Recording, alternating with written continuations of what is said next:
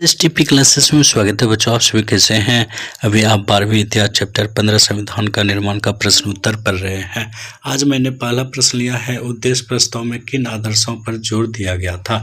बहुत ही इम्पोर्टेंट प्रश्न है। उत्तर से जाते हैं। उद्देश्य प्रस्ताव पारित हुआ 13 दिसंबर 1946 को और उद्देश्य प्रस्ताव लाया था पंडित जवाहरलाल नेहरू ने। उद्देश्य प्रस्ताव में निम्न आदर्शों पर जोर दिया गया था। छोटा छोटा पॉइंट में लिखेंगे। पहला पॉइंट है ऐतिहासिक प्रस्ताव। 13 दिसंबर 1946 को जवाहरलाल नेहरू ने संविधान सभा के सामने उद्देश्य प्रस्ताव प्रस्तुत किया।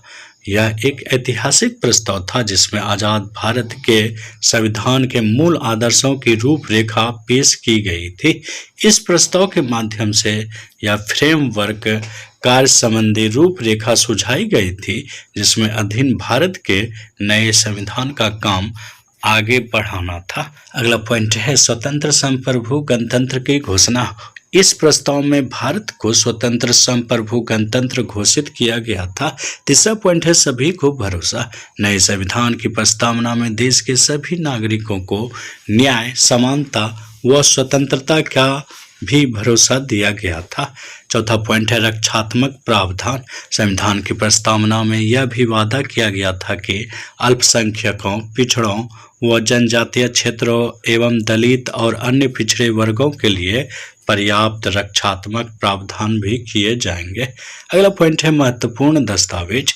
इसी मौके पर नेहरू ने कहा था कि स्वाभाविक तौर पर गुजरे समय में जो ऐतिहासिक प्रयोग किए गए थे उनकी ओर दृष्टि जा रही थी, जिनमें कमजोर वर्गों के लिए अधिकारों के महत्वपूर्ण दस्तावेज तैयार किए गए थे जो देश और समाज को सद्मार्ग पर तेजी से ले जाएंगे।